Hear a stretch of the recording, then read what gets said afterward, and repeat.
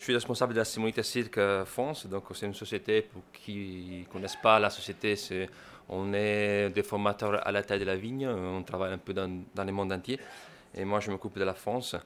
Et désolé, j'ai pas beaucoup de photos de Provence, en fait j'ai pas de photos de Provence parce que nos clients, ils n'ont pas eu de gel.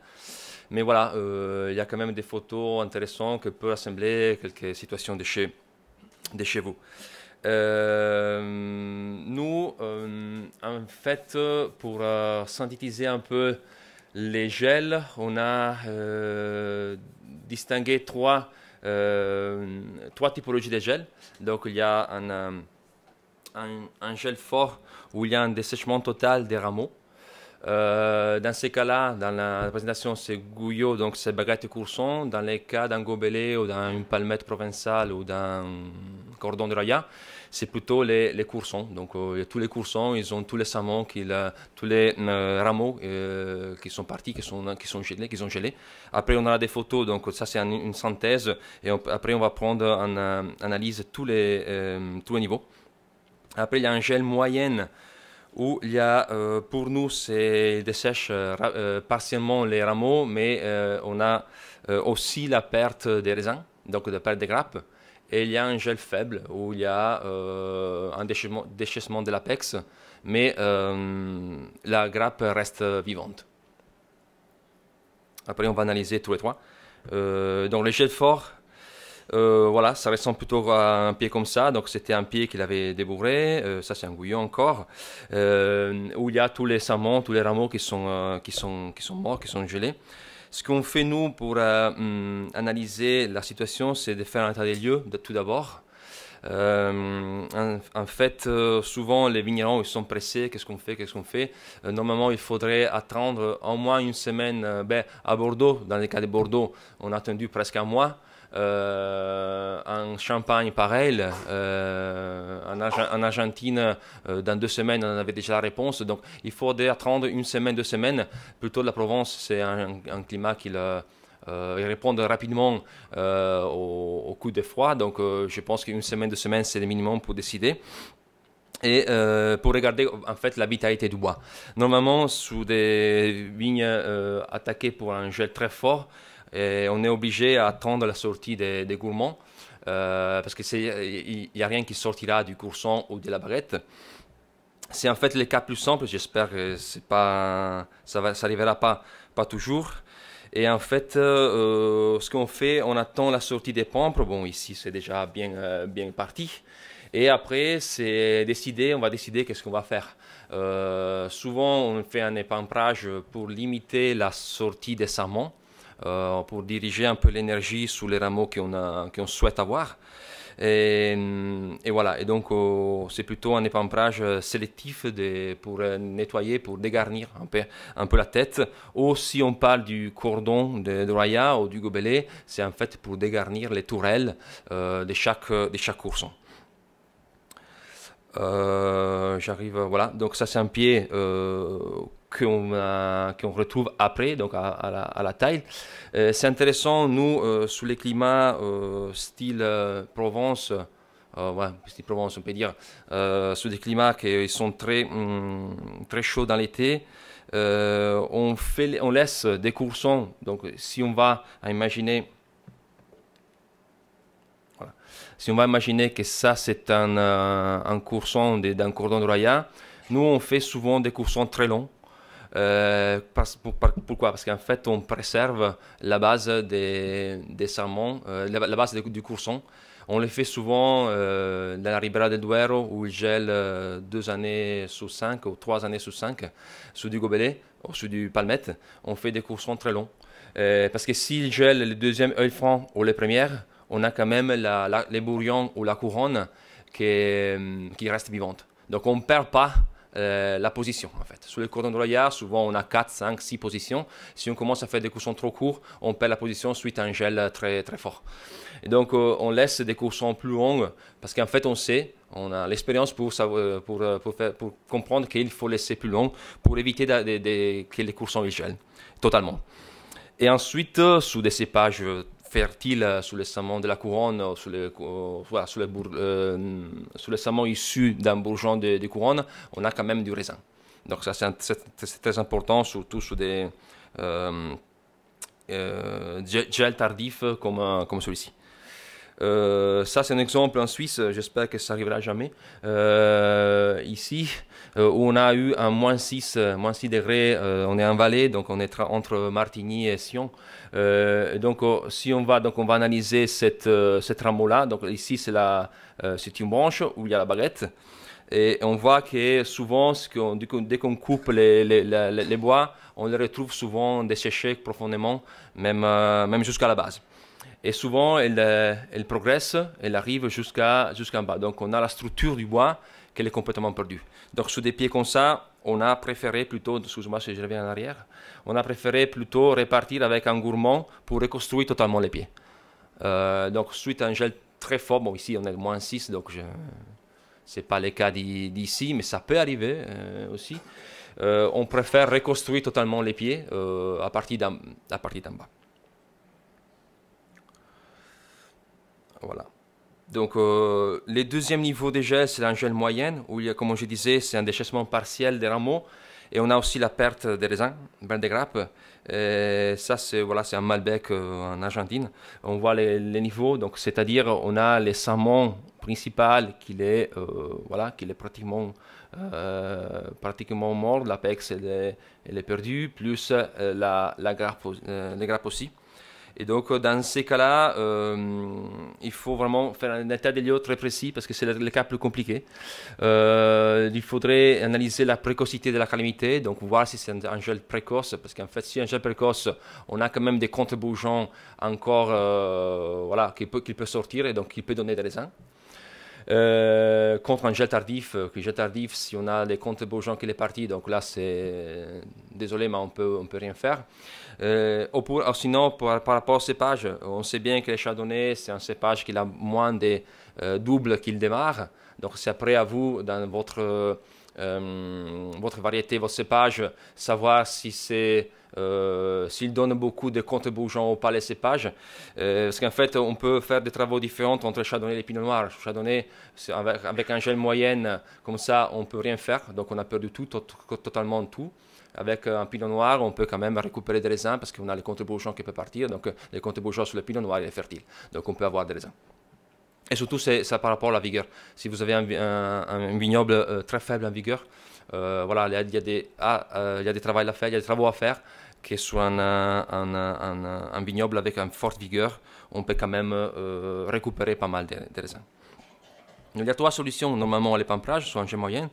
Donc la première, élimination des pousses gelées, après on verra. La deuxième, couper les pousses, ou sinon couper directement les baguettes dans les cas d'un gouillot. L'élimination des pousses gelées, c'est très technique comme solution, mais ça peut être utile pour des cépages qui ont un contre-bourgeon avec des raisins. En fait, on va éliminer la pousse principale. Voilà, on fait passer les vignerons, ils éliminent tous les saumons gelés. Si on sait qu'il y a des contre-bourgeons qui ont de la fertilité, qui sont fertiles. Okay? Parce que c'est un travail qui demande beaucoup d'heures de travail. Ça représente à peu près le même temps qu'on passe à tailler. Donc, je ne sais pas combien de temps vous passez à tailler, 30, 40, 50 heures par hectare. Donc, ça prend le même temps, à peu près. Mais donc, on les fait si vraiment on a un contre-bourgeon fertile. Et voilà, donc ici sont des photos, voilà, sont des photos de Bordeaux, mais c'était juste pour faire l'exemple. Donc c'est les mêmes pieds, après quelques semaines, donc on voit les contre-bourgeons partir, qu'ils ont un peu de raisin, voilà. C'est important dans ces cas-là marquer les raisins, les saumons qui ont des raisins de deuxième génération, parce qu'en fait par rapport à des raisins de première génération, évidemment on a un décalage de maturation important. Et donc, ici, par exemple, on est sur un gobelet à Ribera del Duero. Les saumons avec la ficelle bleue sont les rameaux issus de deuxième génération, donc on les a séparés. Donc, c'est un travail assez coûteux en heure de travail, mais ça peut donner un bon résultat parce qu'on peut vraiment séparer deux vendanges, faire deux vendanges séparées et avoir quand même une maturation assez importante. C'est un travail à faire, comme par exemple ici, moi je le considérais si ça arrive un gel comme ça, parce qu'en fait, ici, je répète, on est à Bordeaux, donc des raisins comme ça, difficilement on arrive difficilement ils arrivent en vendange, qu'ici avec un climat un peu plus chaud, et facilement on arrive à vendange. J'avance. Donc voilà, c'est les considérations qu'il faut retenir, c'est le temps de travail et surtout les coûts et les rendements qu'on peut avoir avec un tel travail, des travaux comme ça. Deuxième solution à l'épamprage, c'est couper les pousses gelées pour favoriser un seul entrecœur. Donc si on imagine un dessin comme ça, c'est de vraiment couper l'apex gelé, comme ça, faire vraiment un petit courson sur le salmon de l'année et faire partir juste un entrecœur. C'est un exemple, c'est un essai qu'on a fait, juste pour vous montrer toutes les options. C'est un essai qu'on a fait, on les fait des fois, mais c'est l'essai qui donne moins de résultats d'un point de vue pratique, parce que ça demande beaucoup d'heures de travail, et surtout, la coupe qu'on fait, parce que ça c'est le rameau principal qui est mort, on l'a coupé et on a fait partir l'entrecœur. Ça c'est une entrecœur ici, ou celle-ci, c'est une entrecœur du rameau principal. Donc c'est une solution pour avoir du bois, mais pour exemple dans le cas d'un cordon Royan, c'est pas la solution optimale. Pourquoi? Parce qu'en fait, du moment que voilà, donc c'est un pied, donc on va voir la dessiccation à l'intérieur du bois. C'est très, j'arrive, excusez-moi. Donc là, c'est très important la partie centrale qu'il sèche. Donc l'effet du gel, c'était pas seulement à l'extérieur, mais il est rentré en profondité dans l'ensemble principal. Donc si on considère que ça c'est un courson, les deux rameaux qu'on va choisir comme futur courson, ils sont déjà attaqués ils sont déjà abîmés, ils sont déjà un peu handicapés par rapport à cette nécrose très profonde dans les bois. Donc cette solution-là, pour un cordon royal, pour un gobelet, pour une palmette provençale, peut-être c'est pas la plus adaptée, mais voilà, il faudrait, je vous la présente parce que il y a eu pas mal de techniciens qui ont conseillé de couper les saumons, tous les saumons, mais le résultat c'est que comme on voit ici, la nécrose rentre en profondité. Donc voilà, pour la taille courte comme chez vous, peut-être c'est pas la solution plus adaptée. Et surtout, ça demande beaucoup d'heures de travail. La troisième solution, bon, dans le cas d'un guyot, c'est de couper à courson les baguettes. En fait, il y a des baguettes comme ça, tout gelées. Donc, la solution, c'est vraiment de tout couper, de revenir à zéro et faire répartir les gourmands, faire répartir les contre-bourgeons, et surtout les bourgeons latents. Les bourgeons dormants qui peuvent partir. Donc ici, ce sont deux baguettes qu'on a coupées. Donc on a coupé la baguette à eau, on voit encore les résidus du saumon gelé. Et ils sont partis, dans ce cas-là, ici, les parties des bourgeons, plus deux bourgeons latents. Ça, c'est la solution plus comment dire, que nous on conseille surtout sur des vignes faibles ou des vignes fortes, dans ces cas-là bien attaquées, parce que comme ça on a du bois pour tailler, du bois pour l'année suivante. On a comparé, donc c'est la même parcelle, on l'a comparé à des vignes qu'on n'a pas taillées, donc c'est la même parcelle avec quelques lignes, on les a pas taillées les baguettes, et vous voyez la différence entre la pousse de la base, que c'est pratiquement nul, et la pousse du bout. Donc voilà, ici on n'a pas de bois pour tailler, si on doit faire un guyot, on n'a pas la baguette pour faire un guyot. Et donc là, on se trouve un peu embêté à la taille. Qu'est-ce qu'on fait? Donc c'est pour ça que nous on conseille fortement de couper pour redonner un peu d'énergie au pied. On s'amusait à le faire sur le même pied. Donc le même pied, la baguette de gauche on l'a coupée, la baguette de droite on l'a pas coupée. Donc vous voyez la différence. Donc il faudrait agir rapidement à l'épamprage pour obtenir du bois pour l'année prochaine. Donc ici, vous voyez la base, elle a commencé à partir, mais elle n'a pas l'énergie pour donner des rameaux pour, partir, pour tailler l'année prochaine. Donc voilà, une petite synthèse, donc on l'a fait, donc le premier essai, l'élimination des poux gelés, on l'a fait, on peut le faire si on a des cépages qui mûrissent précocement, donc peut-être ça peut être intéressant ici. La deuxième solution, c'est pas intéressant, et la troisième, c'est vraiment intéressant si on a du gouillot, ou si on a des jeunes vignes, par exemple si on a des jeunes vignes à cordon ou à palmette, de raccourcir tout pour reconstruire les pieds. Donc voilà, ça c'est un peu l'expérience qu'on a un peu partout dans le monde.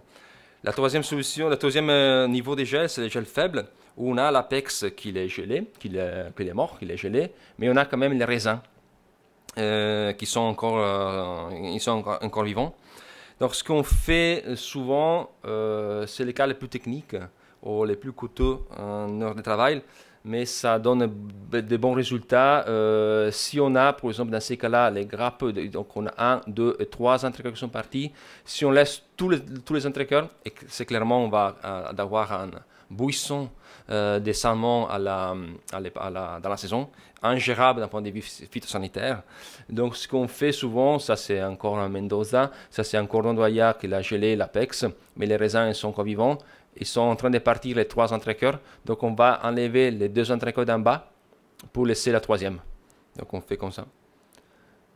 Donc on va enlever 1 et 2 entrecœurs pour laisser juste l'entrecœur de la correspondant à la grappe ou au-dessus pour rétablir l'apex en fait. Donc on va rétablir l'apex du salmon principal. Et ça c'est une solution très intéressante, ça demande beaucoup de temps de travail, mais c'est vrai qu'on peut avoir quand même un bon résultat d'un point de vue sanitaire. Voilà, donc même chose, donc vous voyez, ça c'est la grappe, elle est saine, elle est vivante. Donc on va enlever les 2 d'en bas et on laisse juste une pour avoir l'apex. Voilà, donc ça c'est des considérations qu'il faut prendre, c'est le temps de travail et surtout les coûts. Je termine rapidement, comme ça on a une petite pensée. Bon, la tailleuse là, ils ont déjà taillé, donc c'est trop tard. Pensez à eux. Mais en fait, on se retrouve souvent, mais ça c'est un gouillot, mais on le retrouve aussi sous des cordons. Si on fait rien, on a des buissons partout. Et donc même pour tailler des vignes comme ça, c'est très compliqué. Ça demande beaucoup d'heures de travail et c'est très pénible. Pour terminer, donc on est Pamprage 2017 pour synthétiser un peu. C'était nécessaire, donc beaucoup de gens ils n'ont rien fait.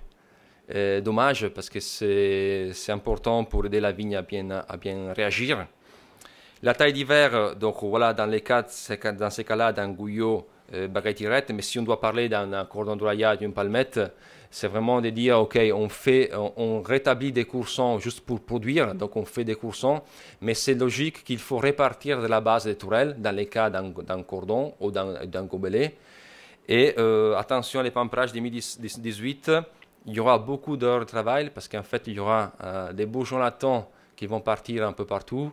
Donc attention, renforcer les équipes, c'est un petit conseil parce qu'on aura tout de suite au départ, si tout va bien, on aura beaucoup de sorties suite à une année comme celui-ci. Donc c'est important être équipé avec des équipes un peu plus conséquentes. Voilà, c'est bon, c'est tout. Merci.